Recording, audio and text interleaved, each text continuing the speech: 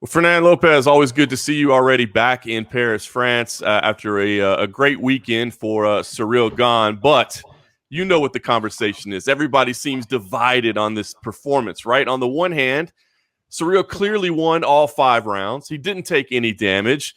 He looked in control the entire time.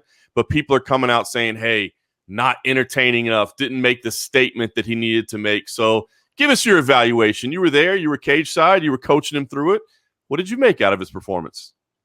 Well, first of all, I need to admit that the show. I mean, I need to admit that there are people there that didn't enjoy the show because, again, to have a show to tango, you need 2 people to tango, and in this side of thing, we didn't have competitive opposition, but so clearly this fight wasn't that entertaining, to be honest with you, and but I have the feeling that people are way too critical for this fight because there's a few things that you can look on this fight and that you can be happy to have this young man in the division. What I'm saying is that that was clearly the opportunity to show who he is. But there's 2 ways to show who you are. You can just go there and score a submission right away, 10 seconds, and then win the fight. You can go there and just knock the guy out 10 seconds and then go with that, and people still don't know what you are capable to do, right? And in my way, there's a lot of things, a lot of answer that we had on Ciryl Gane in this weekend. We can now say that Ciryl Gane is, I mean, I knew that he can fight, he can have the 5 round because I know how we prepare, but people, they didn't know that. I know that he can handle very dangerous knockout power man without rushing, without being in the rush to finish him. And he did manage that. But again, let's put the context. This kid is only 5 MMA fight. I'm talking about all the record, including the amateur record. He never fought in amateur ever. He have only 14 kickboxing and Muay Thai fighting. People that are saying 7, but it's 14. And Rosenstrike have like 90 fight in kickboxing and Muay Thai with bunch of KO. Like he literally knocked everyone down. And when you put that in perspective, knowing that this guy just arrived in the MMA games, never fought in amateur, have only 8 fights. Most of fighters in the UFC, when they were on the level of 8 fights, they was just playing in the local or regional event. And we have this kid in UFC fighting the number 3 in the weight division. Man, I think Ciryl Gane is bringing things that the heavyweight never seen before. I mean, you can say whatever you want to say. You can say that it's not good enough. We can say that it's not, but there's certain things that he don't bring to the table. And so I knew that there will be some kind of critical point of view when we arrive to after the championship round, after the 4th round. Ciryl asked me, how are we looking? I said, we're winning all the rounds, but I need you to finish this fight. We need to finish this fight. I need you to go forward and finish this fight. And the game plan finally to finish this fight was, at some point, if we cannot knock Rosenstrike down, he will have go for a takedown and then submit him.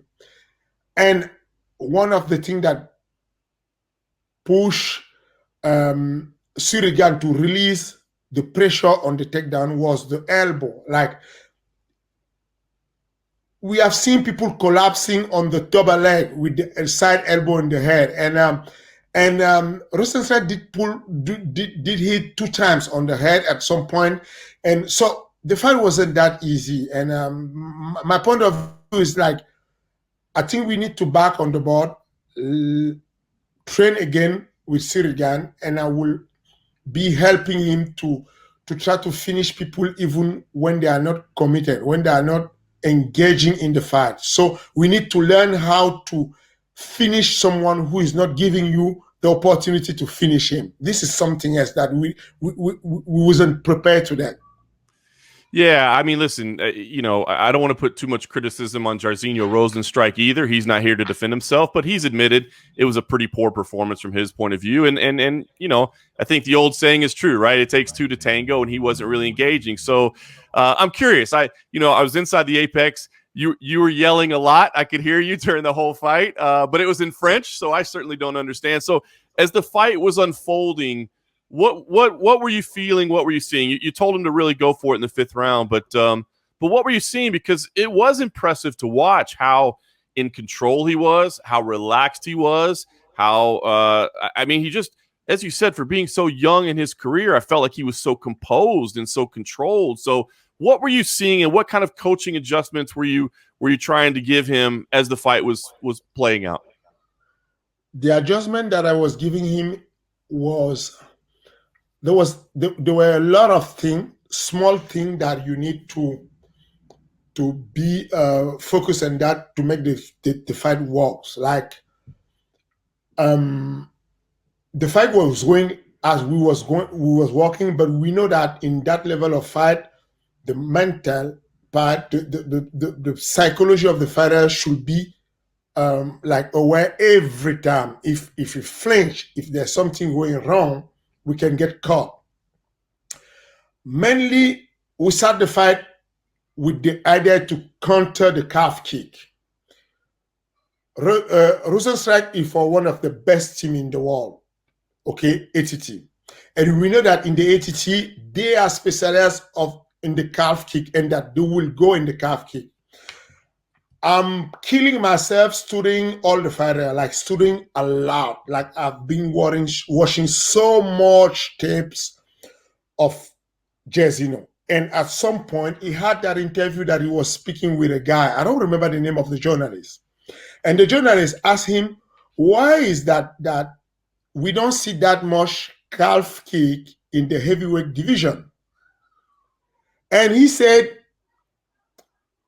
well, there's some big guy throwing calf kick, and he has that little bit stop, and then hesitated to continue, and then had that smile, and the journalist had the smile, and they stopped and they changed the subject. At that point, I knew that was part of the game plan. A little psychology there. Yeah, so I love that part of the game because my fighter are relying on me and the counting of me to be their eyes and everything for them. I don't want to let them down, so I'm literally watching every move, every post on Facebook, Twitter, Instagram that they ever made it around Jairzinho, including in the Suriname, everything, to understand and to listen the mindset of the guy and try to figure out how we are losing this fight, how we can lose this fight. So our game plan just switched, because we said, in case he use the calf kick, we will use the side kick on the knee, also call it the oblique kicks. That was the previous game plan. And I just switched in the fight week, saying to Ciryl, it's not in case. As soon as we start, let's take out that eventuality. Including when we was in the locker room, we saw one of his partner that fought Jimmy Rivera. Pedro Munoz. Killing the guy with the calf kick. So I said, this is the thing. As soon as we start, let's take out that weapon, first of all. So Ciryl really applied that. But sometimes it was like kind of forgetting. And one thing that Ciryl can have is like when you feel comfortable, that he adjusts the distance, he adjusts the speed, everything. He can just rely on the comfort. And my call was to say, as soon as I yell, I want you to unlock the target. When you have two fighters fighting, before Rosenstrike strike the best punch that he have, which is the left hook, he need to lock the target on you. But if you unlock the target stepping this by side, left or right, you unlock the target, he will not strike anymore. So we kind of analyze everything that he was doing. So people, they're criticizing Rosenstrike, but I'm used to this. Every single time that Ciryl Gane is fighting, people, they tend to say that the opponent was so damn, so weak. So because this guy have the ability to just make people look easy on the fight. If you go back to the first opponent that he had, the second opponent actually, when he defended his belt in the TKO Canada, that was Adam Daeshka, the best prospect that the Canadian can have. He was called for the contender series. He was about to sign with the UFC, had that last fight against Ciryl Gane. And people, everyone that saw the fight was like, who is this bump that they give to Ciryl? But the guy was on straight fight of 7 KO on people. But we just analyze everything on him because Ciryl have that non-verbal posture that will just fuck you up. Like, I don't know how to explain to you. He just fuck people's mind. When Ciryl stand on you, he have that gesture that people, they don't really read. How he's moving, how he's smiling, how he's fainting the hips, how everything that he's doing. We're training about everything. Like, you will hear me in the fight the last week, I was saying to Ciryl, look the ground and then throw the high kick. This is things that you don't think that I will think about this stupid thing like look the ground and kick the head, because it's working, because it's getting in mind of people. And people, they don't understand that the first weapon, the biggest weapon of Rosenstrike was the left hand. If you check, Ciryl was touching that left hand. So when you take that out of the speed, when you take that out of taking off, you don't have the most quickest weapon of Rosenstrike. You take out the kick with the side kick on the knee, you have the second dangerous weapon that you take out, because this guy can kick. Rosenstrike can kick back very quick every time. And we take out that. Now remind the right hands. And the right hands of Rosenstrike is very slow. So Ciryl can just duck and then come make him pay. So that's how we went on that strategy. People that are talking about Rosenstrike, suddenly the number 3 on the wall become useless, become no one. But they don't understand that there's someone who is putting him so much frustration, who is putting him in so much danger that he don't see how to go forward. How to go forward when you get caught. He's a counter striker, and he has someone who is overstrike him. How do you beat this kind of guy? So people don't understand that. The second thing is that, seriously, when you see how I pushed Ciryl to go take that ankle lock on Deontay wall with 20 seconds remaining in the clock, how can you think that I will try to play safe? I never play safe with my fighter. We are going to win. Ciryl went there to fucking win the fight. But he couldn't. The guy was tough. I mean, the guy was tough, heavy to move. Like, if you see Ciryl training on wrestling, he's scary. He's scared. When Ciryl said in the press conference, I will give you a display of skills, he was talking about throwing this guy all over the canvas, like suplex him, like he's doing high-level wrestling with high-level wrestler. But, well, we couldn't. I mean, I don't know how, we couldn't find a way to bring him down. This guy is hitting electric chair, banana split, twister to black belt in the gym. So we was trying. So my point of view is saying that, okay, I'm okay to say that Ciryl Gane still have a lot to learn before getting there in the conversation. I'm okay to say that the kid is very young. Like this kid just started 3 years ago. He didn't know what it was the MMA 3 years ago. I just took this kid from zero. Like the very first MMA class that he had was in my gym. So having this guy fighting in main event, be that relaxed, is not nervous, is not, man, we should be proud to do not have, we have enough of hard hitter.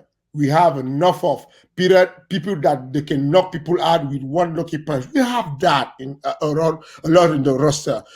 We should be happy to have someone who is bringing something else, something different. When Stipe go to the retire, what do we live?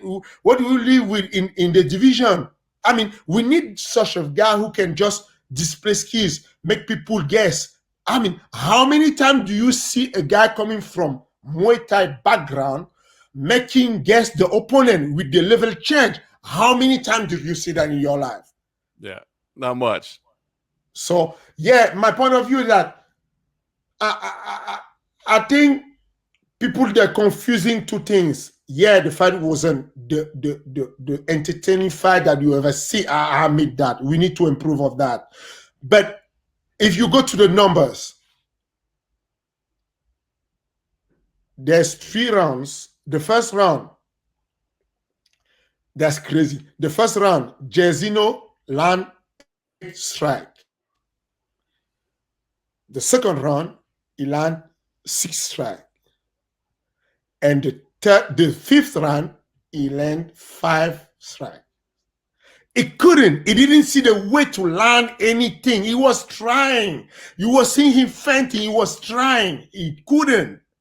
At the same time, you have Ciryl Gane, who land 28, and then in the same round, 28, 29, 29. He was trying. He beat this guy like 50-45. This is huge decision. He was trying. He was trying to. I mean, as soon as he get the bag, he just went to the ring neck shot. He was trying. So I just want people to give him a little bit time. I just want people to, you know, and to be honest with you, I'm not blaming anyone, including Dana White. Dana White is, if I were in my little big dimension as a promoter in Ares, I would have been like Dana White saying that, okay, for my odds and everything, we was looking that this big dude will kill each other and have a knock a KO. And you guys, you're going to the split decision, you're killing my odds. So I literally understand Dana White. I don't blame him. He's Dana White. And I'm so big fan of this dude. I'm so big fan. This man have done so much, and so I understand the point of view. Like, if you have numbers of the week before the week before that, Derrick Lewis and Blade, the numbers was high in the audience and the number went down. I totally understand that.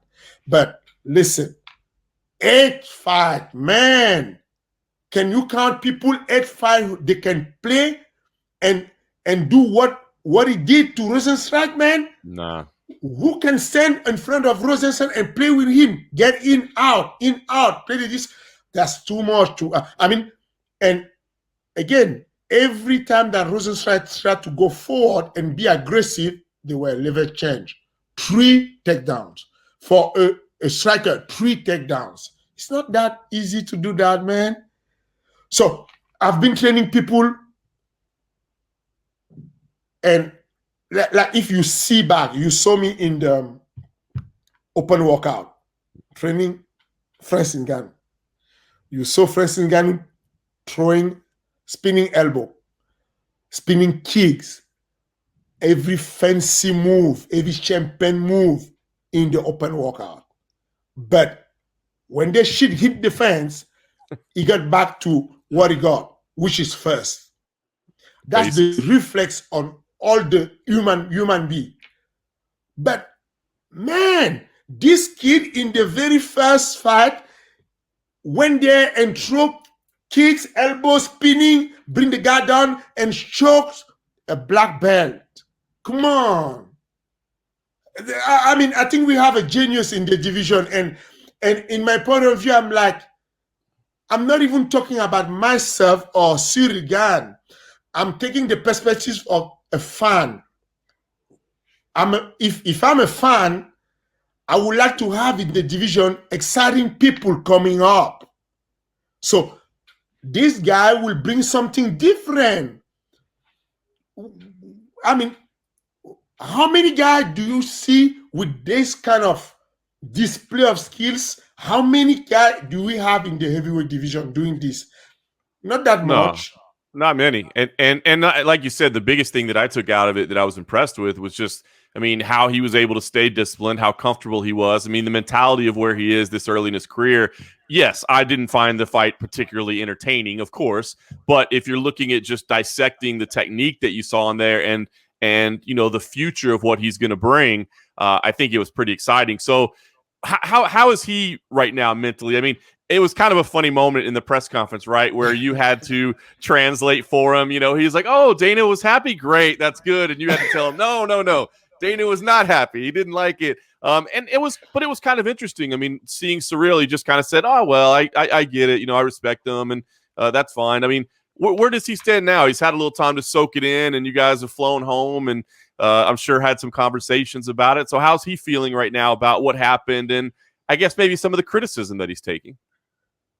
Well, most of the criticism are coming from US. Like in France, is crazy. Like I never saw that kind of support in my life. I mean, it's literally close to when people they support the national team in the soccer. Like literally, people they you know they are blasting Dana, and they're saying that this is not fair. The kid went there and you cannot add this kid to put his head in line so he can get knocked out just because you want to show when the guy is winning all the round and he's pushing. I mean, he was pushing every time. So during the travel, to be honest with you, we thought a lot about it, and it was kind of sad. Like he wanted to deliver, you know. It was kind of sad. Like, well, I didn't know that I didn't know that I didn't feel that I was letting the UFC down. I didn't feel that I was letting my fan down there when I was fighting. I thought that I was trying, and when he started to read what was coming from France and Europe, that was crazy. I mean, the support is so high. I mean, for us, literally, this is the very first Frenchman to win a fight in the main event. It's the second one who did the main event, and it's the very first one to win the main event. So the support is a lot, and again, to be honest with you, I'm very critical with my fighter in order to make them better. So we thought about how to improve the game. We thought about what we should have done to go to push him again a little bit more. What we should have done, like, you know, we literally went through everything, and we know now what we're going to do as soon as we're back to the gym. I already booked two new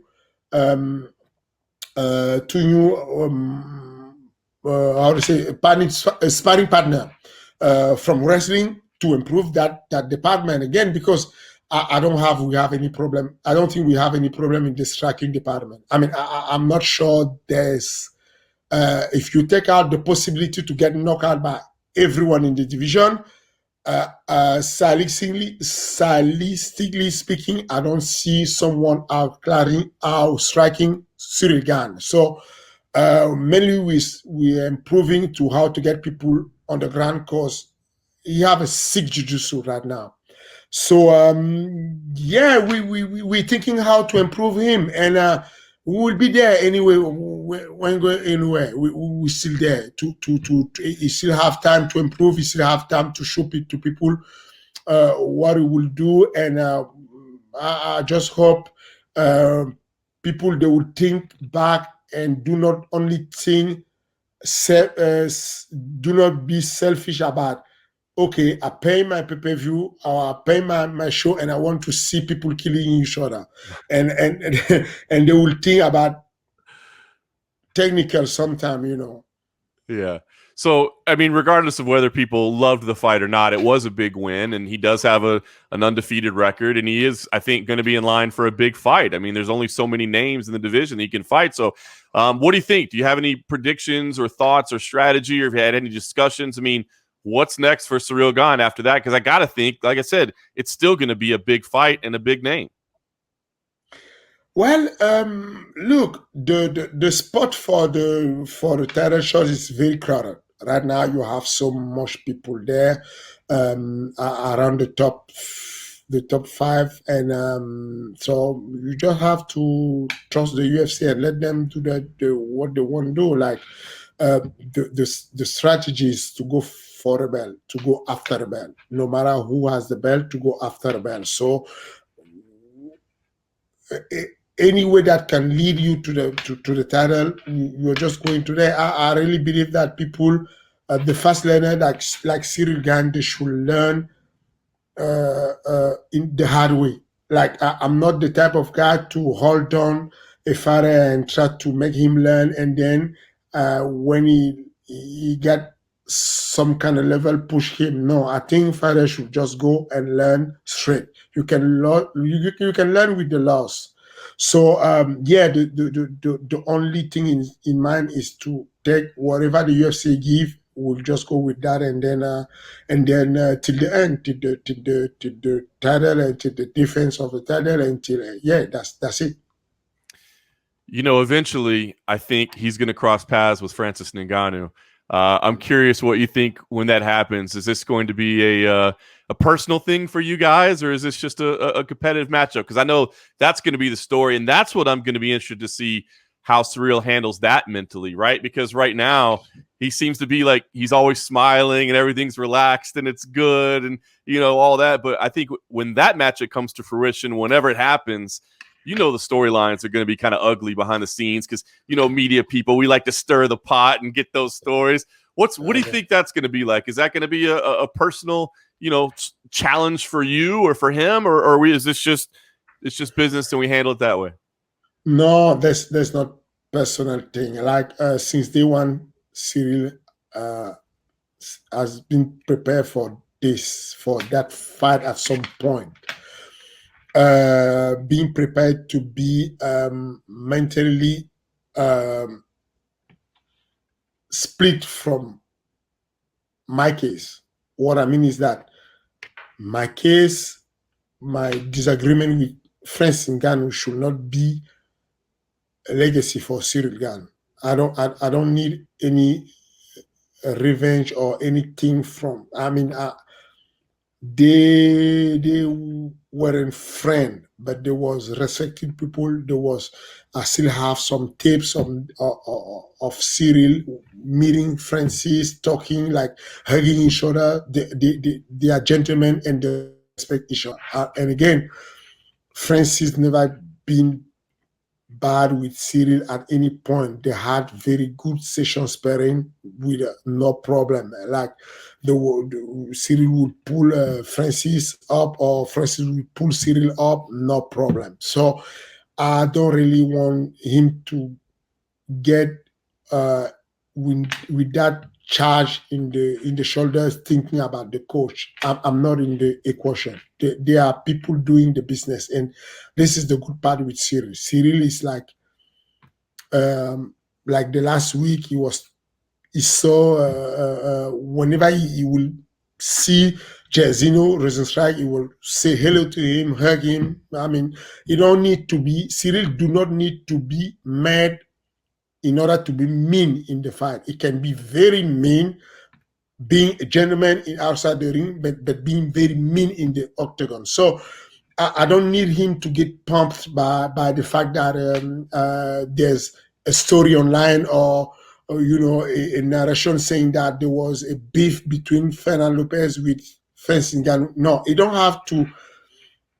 You don't have to be part of that. So I don't want him to get on that. And since day one, he know that I don't want him to get involved of anything looking Francis. Francis is just will be another opponent. If that happens, we're still very far off that. But if that happens, it's just an opponent. That's it. Nothing else. Well, I'm going to play fantasy matchmaker here. I think in the meantime, I got 3 names. It's either Derek Lewis, which I think would be a huge fight. Now, the scary thing is he's a counterpuncher, so I hope we wouldn't see the same fight. But Derek Lewis, Alexander Volkov, or if Alistair Overeem wants to come back and do one more. We don't know if he's retired or if he wants to do it, but I like all 3 of those. Any of those 3 names stand out to you as a matchup that you guys would be most excited about? At this point, I will join the code of the Ciryl Gane code saying anyone, anywhere. To be honest with you, all those 3 fights are very good for Ciryl. I mean, I need to play modest here and be very simple, because the name that you just throw are legend. Like legend, even for myself. I was a big fan of Overeem going back to Japan when I was going there to coach Thierry Sukujo. I was taking picture with him. So I have nothing else that a lot of respect for these people. But we know already that if we go against Derek Lewis, we will not be playing safe. We're going there to take the chance. I mean, at this point, if the daddy say that he want people to be bleeding, let's go for bleeding. Like, to be honest with you, the people, they don't know really the mentality of Ciryl Gane, because they call him good kid, this and that. This kid loved to fight. Like, he really loved to bang. So at this point, I can just give the strategy right now. If we go with Derek, we don't have a choice. Otherwise, we will have another fight boring. So if we go there, we just bite the piece mouth and then sit there and bang and see what happens. And if that, who else that you said?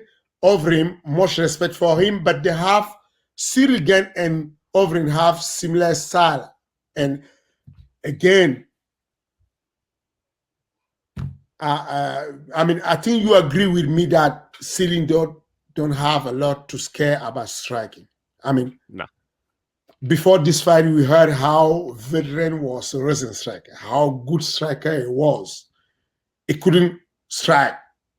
So, because there's no guys switching stance that this way, and there's no guy just walking, I mean, making the body language, that do not exist nowhere till now.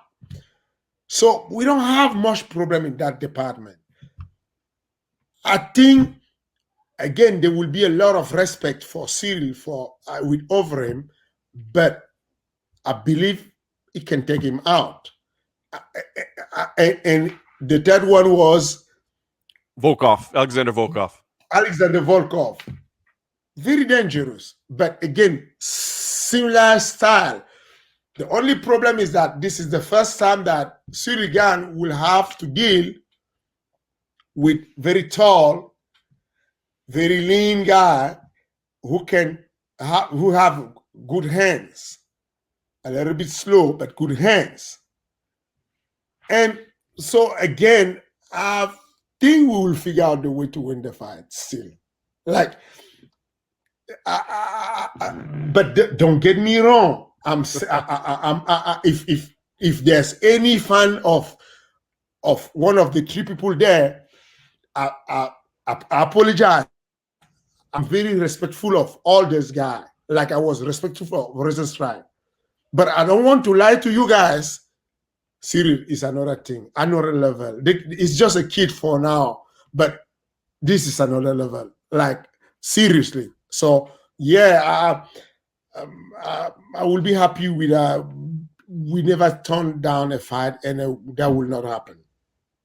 Awesome. Well, Fernand, you've been gracious with your time as always, man. I know it's late over there in Paris, so we'll let you get back to it, man. And I guess last thing from you, how soon do you think we see him fight again? I mean, I'm assuming he didn't take much damage out of that fight, so yeah. Is he hoping to get something booked quickly, or does he want to take a little time off? Yeah, he said that in the press conference. He said that he's willing to replace anyone. He's just ready. He's ready. He want to get busy. He really want to get busy. So as soon as possible, he will be firing.